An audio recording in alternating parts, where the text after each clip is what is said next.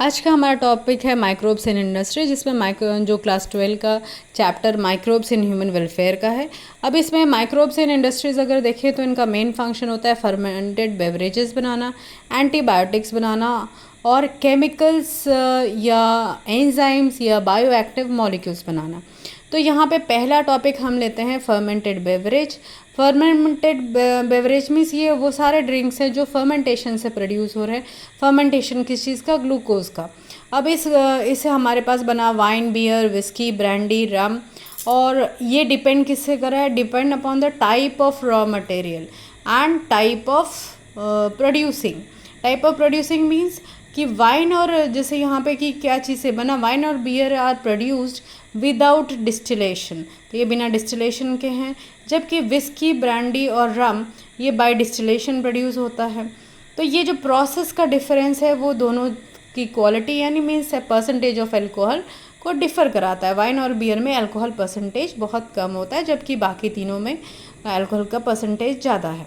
Glucose fermentation के बाद ethanol बना रहा है, एक ड्रिंक अल्कोहल जो कि इन सारे ड्रिंक्स में है, इनका परसेंटेज वैरी करेगा। और कार्बन डाइऑक्साइड, इसी इथेनॉल को अगर हम एरोबिक ऑक्सीडेशन कराते हैं तो वो एक एसिटिक एसिड बनाता है, जो कि 5 to 10% एसिटिक एसिड अगर रहे तो उसको हम विनेगर बोलते हैं। तो ये तो हमारा आ गया कि बेवरेज इंडस्ट्री में इसका क्या फंक्शन है। यहाँ पे हमारे बेवरेजेस देखें हमने, यहाँ पे विनेगर जो यूज़ होता है उसके लिए भी है। नेक्स्ट हमारा टॉपिक है एंटीबायोटिक्स। एंटीबायोटिक्स जैसे कि आप जानते हैं कि ये इसको डिस्कवर किसने किया था। एंटीबायोटिक्स सारे ऐसे मेडिसिन्स हैं जो हम यूज़ करते हैं किसी और ऑर्गेनिज्म, माइक्रो ऑर्गेनिज्म को किल करने के लिए। इसको ये जो फर्स्ट डिस्कवर्ड था ये था बाय अलेक्जेंडर फ्लेमिंग। उन्होंने डिस्कवर किया इसको। पेनिसिलिन फर्स्ट एंटीबायोटिक था, इसको डिस्कवर किया गया पेनिसिलिनम नोटेटम से। अलेक्जेंडर फ्लेमिंग को इसके लिए नोबेल प्राइज़ भी मिला और नोबेल प्राइज़ मिला था ये मेडिसिन डिस्कवर करने के लिए। अब यहाँ पे हम आते हैं chemicals, enzymes and other bio के एक्टिव मॉलिक्यूल्स। यहाँ पे पहला है हमारा स्ट्रेप्टोकाइनेज। स्ट्रेप्टोकाइनेज प्रोड्यूस होता है स्ट्रेप्टोकोकस से। अब काइनेज एज वर्ड मतलब एंजाइम, कॉकस मीन्स स्फेरिकल, तो ये एक बैक्टीरिया है। स्ट्रेप्टोकोकस एक बैक्टीरिया है और यहाँ पे हमारा इसको मॉडिफाई किया गया है जेनेटिक इंजीनियरिंग से।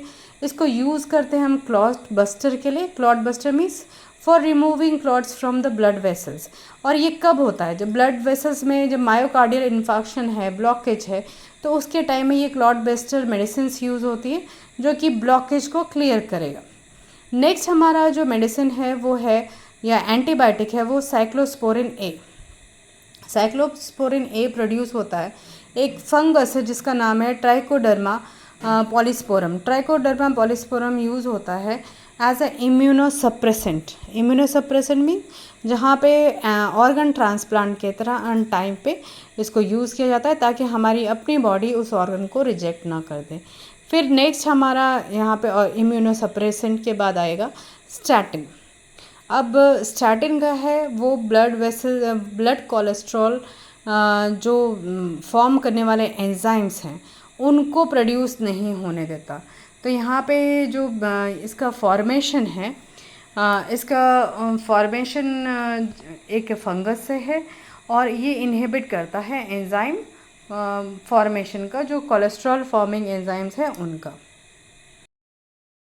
आज हमने देखा कि बेवरेज, एंटीबायोटिक्स और अदर केमिकल्स के बारे में। ये एक लिस्ट है एंटीबायोटिक्स की जो आप रेफ़र कर सकते हो, और दूसरा है सोर्सेज और अदर केमिकल्स एंड प्रोडक्ट्स के बारे में।